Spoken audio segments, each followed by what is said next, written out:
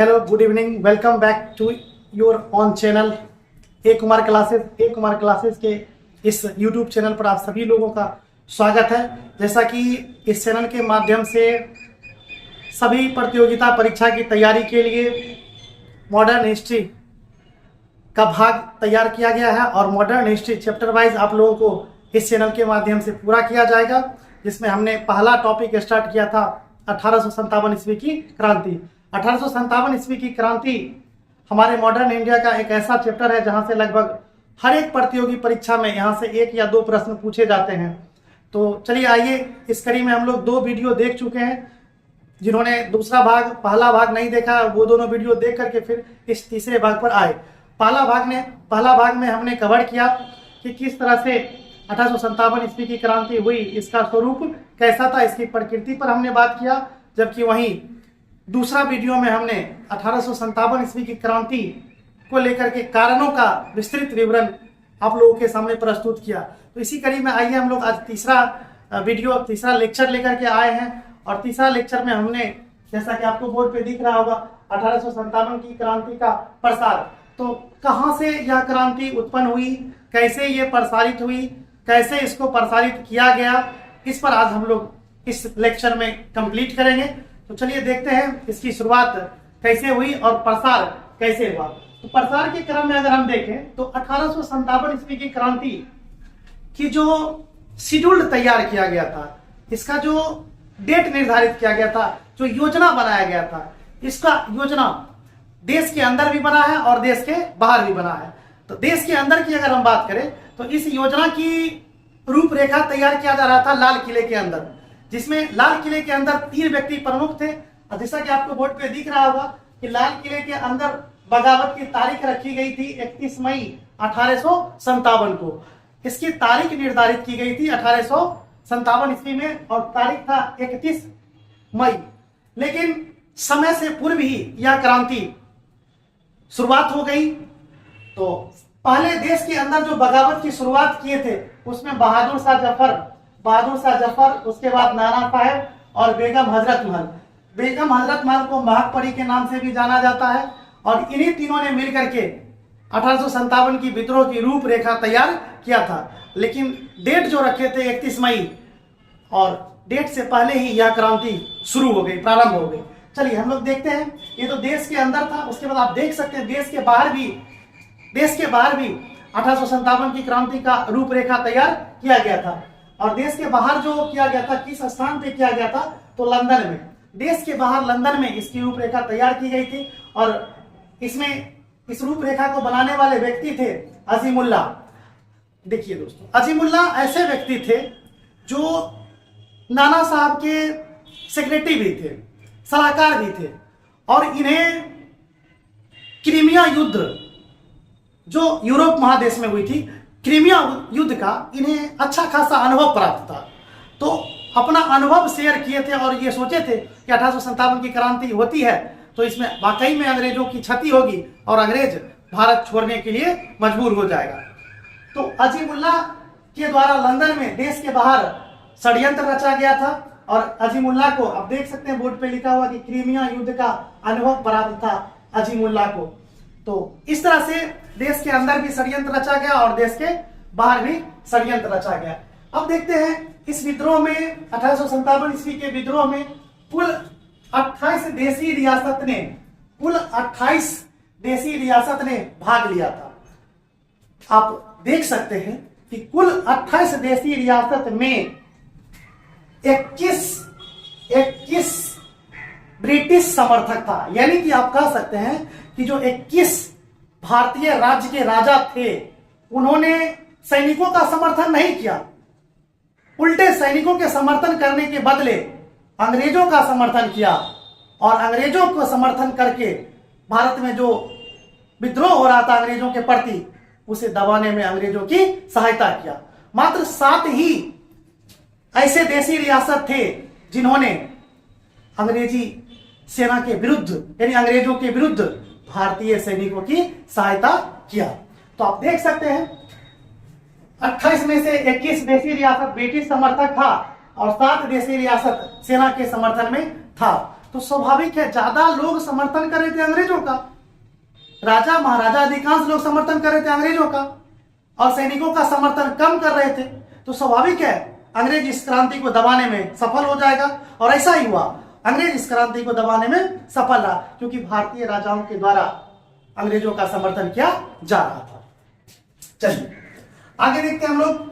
तो first video में भी हम बताए थे, फर्स्ट लेक्चर में हम बताए थे कि जब ब्रिटिश के द्वारा 1857 की क्रांति को दबाने की बात आई थी, तो उसमें सबसे पहले सेनापति के रूप में जॉर्ज एनिसन को नियुक्त किया गया था। जॉर्ज एनिसन को सेनापति बनाया गया था, लेकिन 1857 की विद्रोह को दबाने में जॉर्ज एनिसन सफल नहीं हो रहे थे, उन्हें सफलता नहीं मिल रहा था। इसलिए ब्रिटिश ने जॉर्ज एनिसन को सेनापति से हटा करके दूसरे सेनापति के रूप में पैट्रिक ग्रांड को नियुक्त किया, पैट्रिक ग्रांड। और जिस तरह से जॉर्ज एनिसन को सफलता नहीं मिली, उसी तरह से पैट्रिक ग्रांड को भी सफलता नहीं मिली। तो अंत में ब्रिटिश संसद के द्वारा, ब्रिटिश सरकार के द्वारा कॉलिन कैंपबेल को, कॉलिन याद रखेंगे महत्वपूर्ण बात, कॉलिन कैंपबेल को 1857 ईस्वी की क्रांति को दबाने के लिए मुख्य सेनापति के रूप में नियुक्त किया। तो चलिए आगे बढ़ते हैं। जबकि वहीं विद्रोहियों के द्वारा घोषित सेनापति, एकदम VVI क्वेश्चन है, विद्रोहियों का घोषित सेनापति नाना साहब अर्थात धोधू पंत को नियुक्त किया गया। मैं आपको बता दूं कि ये नाना साहब बाजीराव द्वितीय के दत्तक पुत्र थे, जिन्होंने 1857 की क्रांति का षड्यंत्र रचा था। तो विद्रोहियों का घोषित सेनापति नाना साहब को नियुक्त किया गया था। नाना साहब धोधू पंत के नाम से भी जाने जाते हैं। चलिए आइए हम लोग देखते हैं इसकी शुरुआत कैसे हुई और यह कैसे प्रसारित हुआ। तो दोस्तों हम लोग याद रखेंगे, भारत में जो इसका प्रसार हुआ है वो 34वीं इन्फेंट्री नेटिव के द्वारा इसका शुरुआत किया गया था, जो कि मंगल पांडे इस बटालियन में सेना में कार्यरत थे। मंगल पांडे का 2 अधिकारी था, एक जनरल ह्यूडसन और कर्नल बाग। जनरल ह्यूडसन और कर्नल बाग ने मंगल पांडे के ऊपर दबाव बनाया कि आप एनाफील्ड राइफल का प्रयोग कीजिए।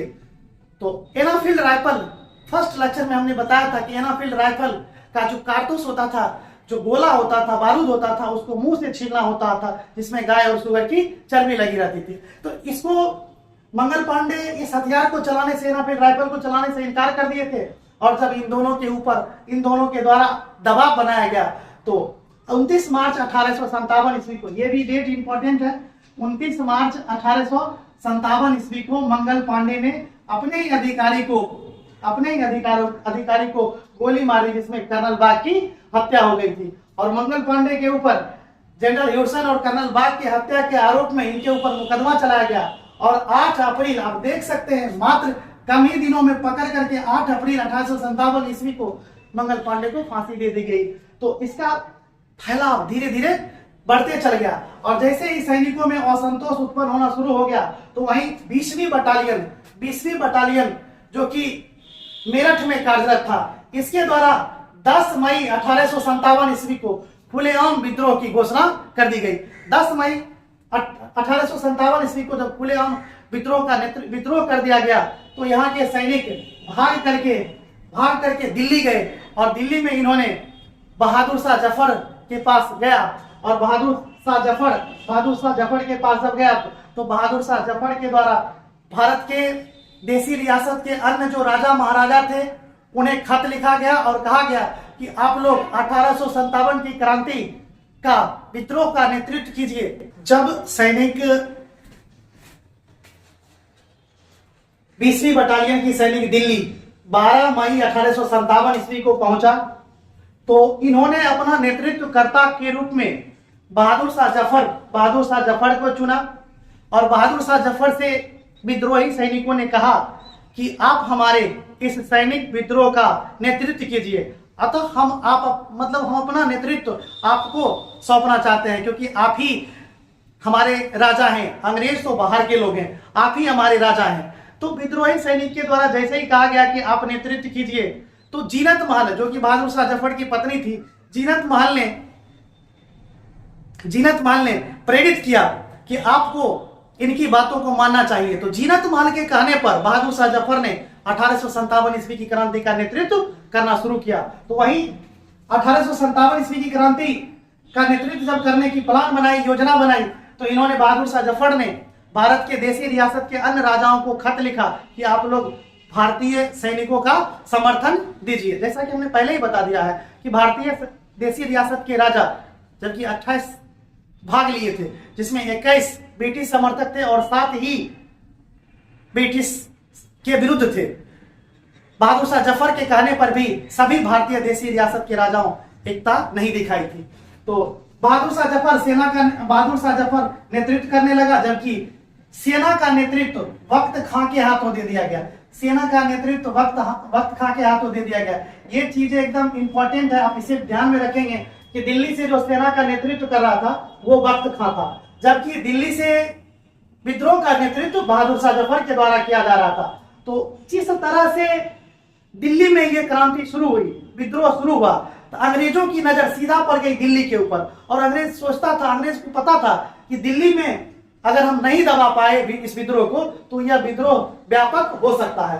तो अंग्रेजों के द्वारा 2 अधिकारी, आप देख सकते हैं, 2 सेनापति निकलसन और हर्सन को दिल्ली में जो विद्रोह हो रहा था उसको दबाने के लिए भेजा गया था। निकलसन एवं हर्सन इस विद्रोह को निर्ममता पूर्वक कुचलते हुए जा रहा था, इस तरह से विद्रोह को दबा रहा था जिसमें आम जनता भी प्रभावित हो रही थी। तो इस निर्ममता पूर्वक जो विद्रोह को दबाया जा रहा था उसमें प्रत्यक्षदर्शी के तौर पर आप देख सकते हैं कि मिर्जा गालिब थे। मिर्जा गालिब के बारे में बता दें कि मिर्जा गालिब बहुत बड़े विद्वान एवं शायर थे।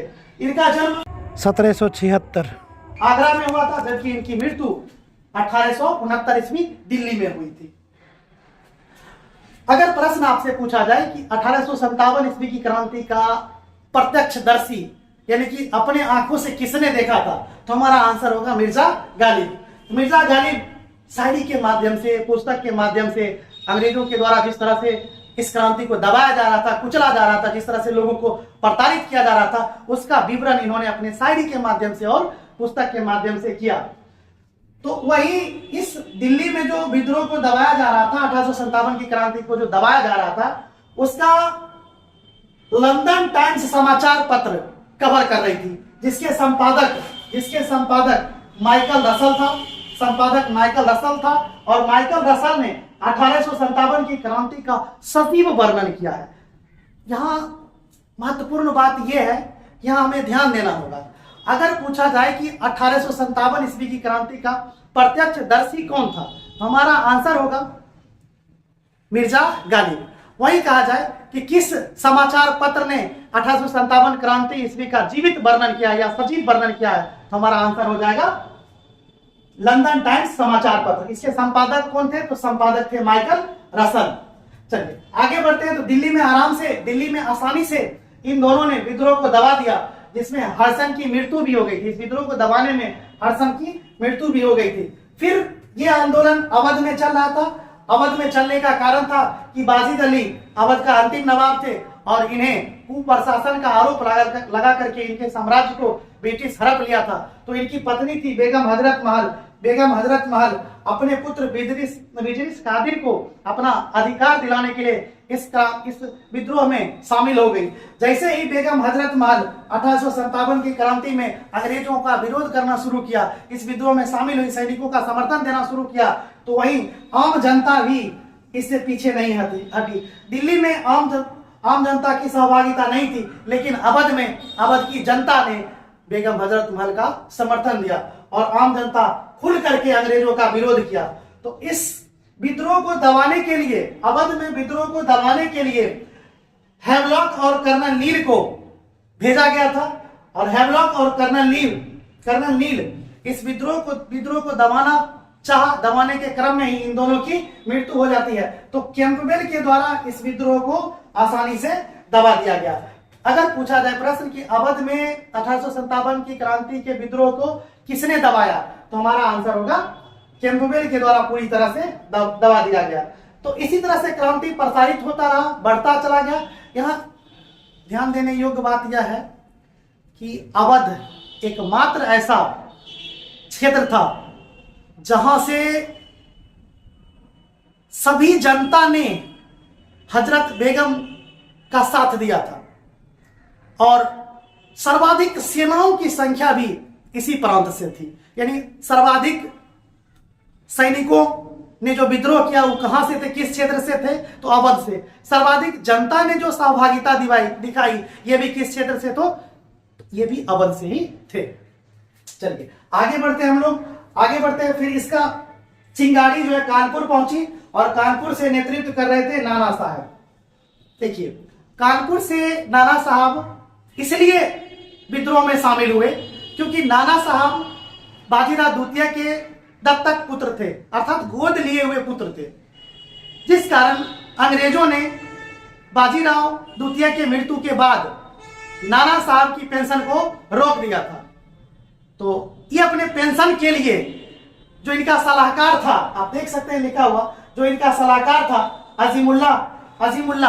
अजीमुल्ला को इन्होंने भेजा था अपने पेंशन के समस्या को दूर करने के लिए शिकायत लेकर के लंदन, लेकिन इनकी पेंशन दोबारा चालू नहीं हुई। तो इसलिए इन्होंने 1857 की क्रांति जब हुई तो कानपुर से इन्होंने नेतृत्व संभाला। जबकि आप देख सकते हैं इनका सलाहकार अजीमुल्ला था और अजीमुल्ला फतेहपुर सीकरी से नेतृत्व किए थे, अजीमुल्ला फतेहपुर सीकरी से ही नेतृत्व किए थे। जबकि सैन्य नेतृत्व इन्होंने अपना तात्या टोपे को दिया था, तात्या टोपे एक ऐसा नाम है जो नाना साहब के सेनापति भी थे और इन्होंने झांसी की रानी लक्ष्मीबाई की भी सहायता किए थे। इनका वास्तविक नाम था रामचंद्र पांडुरंग और इनका एक मित्र था मान सिंह के द्वारा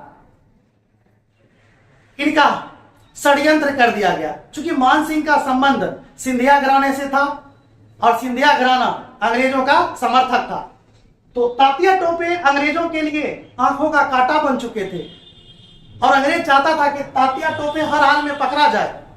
तो तात्या टोपे को पकड़ना अंग्रेजों के लिए आसान नहीं था, जिस कारण उन्होंने सिंधिया परिवार से समर्थन प्राप्त किया और मान सिंह के द्वारा तात्या टोपे को पकड़ा दिया गया और इसकी फांसी 1859 ईस्वी में हो गई और इसे फांसी दे दिया गया।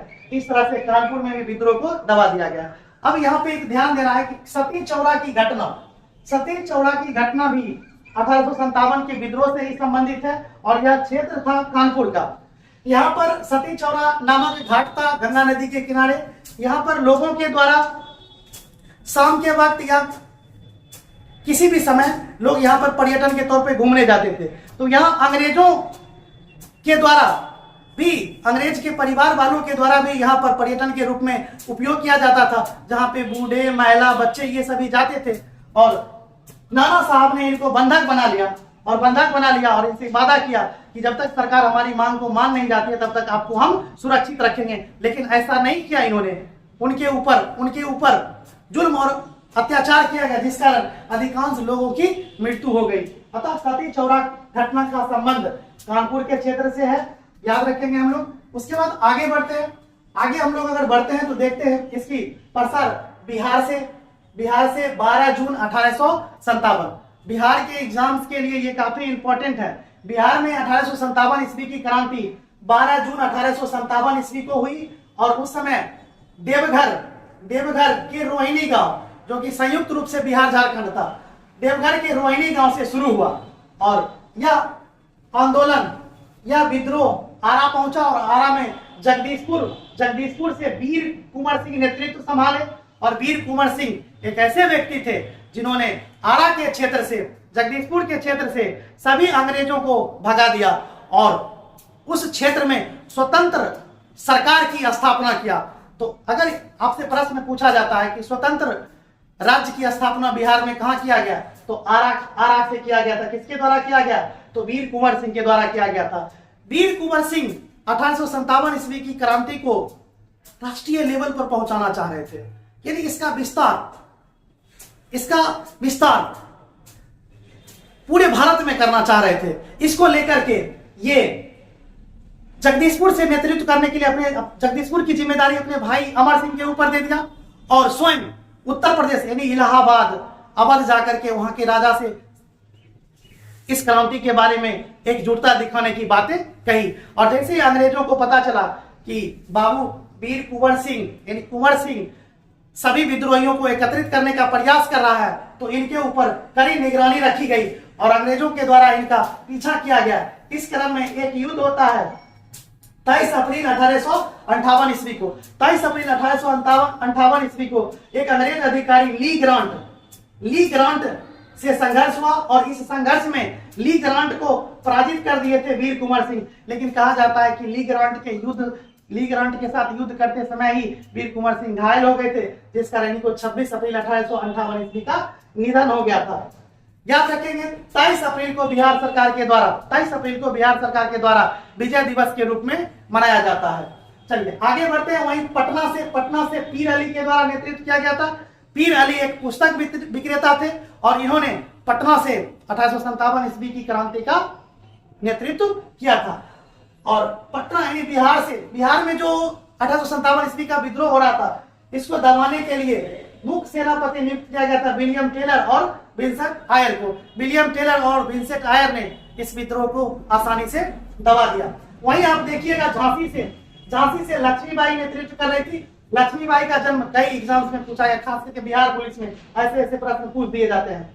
लक्ष्मीबाई का जन्म 19 नवंबर 1828 ईस्वी को बनारस में हुआ था। और झांसी में जो विद्रोह हो रहा था, झांसी में विद्रोह को दबाने के लिए अंग्रेजों ने सेनापति नियुक्त किया था ह्यूरोज को।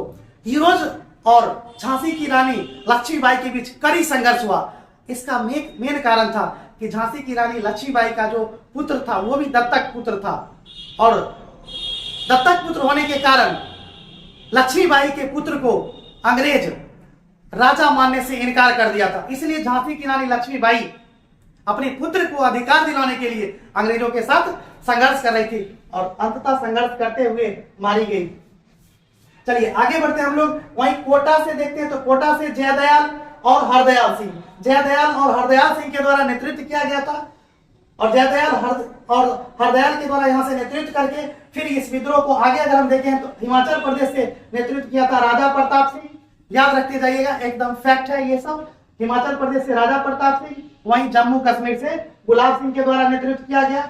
महाराष्ट्र से रंगोजी बापू के द्वारा नियुक्त किया गया। और सबसे इंपॉर्टेंट फैजाबाद, दोस्तों ध्यान दीजिएगा, फैजाबाद काफी इंपॉर्टेंट है क्योंकि फैजाबाद से 1857 की क्रांति का नेतृत्व एक ऐसे व्यक्ति के द्वारा किया जा रहा था जो कि काफी महत्वपूर्ण पर्सन है, मौलवी अहमदुल्ला शाह। ये दक्षिण भारत के थे, उत्तर भारत में ये मौलवी बनने के उद्देश्य से आए थे, लेकिन 1857 ईस्वी की क्रांति का नेतृत्व करने लगे। इन्हें विद्रोहियों का प्रकाश स्तंभ कहा जाता है। अगर आपसे प्रश्न पूछा जाए कि विद्रोहियों का प्रकाश स्तंभ किसे कहा जाता है, तो मौलवी अहमदुल्ला शाह को विद्रोहियों का प्रकाश स्तंभ कहा जाता है। इन्हें डंका शाह भी कहा जाता है। डंका शाह इसलिए कहा जाता है क्योंकि ये जब चलते थे तो पालकी में होकर के चलते थे, पालकी में बैठ करके चलते थे और इनके आगे भी डंका बजाते हुए जाता था लोग और इनके पीछे भी डंका बजाते हुए जाता था, इसीलिए इनका उपनाम था डंका शाह। इन्होंने 1857 की क्रांति के समय जिहाद का नारा दिया। आप लोग याद रखिएगा, जिहाद का नारा 1857 की क्रांति के समय किसने दिया? तो हमारा आंसर होगा मौलवी अहमदुल्ला शाह के द्वारा 1857 की क्रांति के समय जिहाद का नारा दिया गया। इन्होंने इस क्रांति में हिंदू मुस्लिम एकता पर भी विशेष बल दिया। क्रांति में जो लोग भाग ले रहे थे उनके घर जा करके इन्होंने रोटी पहुंचाने का काम किया। और आप देखेंगे बाद में कि इसका प्रतीक चिन्ह भी रोटी और कमल रख दिया जाता है। तो इसमें प्रयास किया गया मौलवी अहमदुल्ला के द्वारा कि जो लोग क्रांति में भाग ले रहे हैं उनके घर में खाने की दिक्कत नहीं हो, तो घर घर जाकर के स्वयं ये रोटी बंटवाए थे। और आगे चल करके देखेंगे तो अंग्रेज इनसे काफी परेशान हो गया था। इनको पकड़ने के लिए अंग्रेजों के द्वारा 50,000 इनाम रखा गया था। आप ध्यान दीजिएगा, ये प्रश्न कई बार पूछा जाता है कि 1857 की क्रांति के समय 1857 की क्रांति में अंग्रेजों के द्वारा किनके ऊपर 50,000 का इनाम रखा गया था? तो मौलवी अहमदुल्ला के ऊपर 50,000 का इनाम रखा गया था। चलिए, इसको दबाने में यानी फैजाबाद जो अभी वर्तमान में अयोध्या है, फैजाबाद में जो विद्रोह हुआ था उसको दबाने का श्रेय जाता है कैंपबेल को।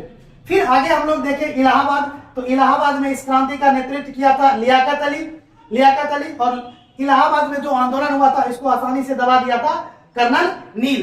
अब आगे जो भी है फैक्ट है, मथुरा से देवी सिंह ने नेतृत्व किया था, तो वहीं असम से मनीराम दत्ता के द्वारा नेतृत्व किया गया था। आप देख सकते हैं मेरठ से कदम सिंह, तो वहीं गोरखपुर से गदाधर सिंह के द्वारा इस क्रांति का नेतृत्व किया गया था। यानी अलग अलग जगहों से अलग अलग व्यक्ति के द्वारा नेतृत्व किया गया था। वहीं उड़ीसा से सुरेंद्र शाही ने इसका नेतृत्व संभाला था,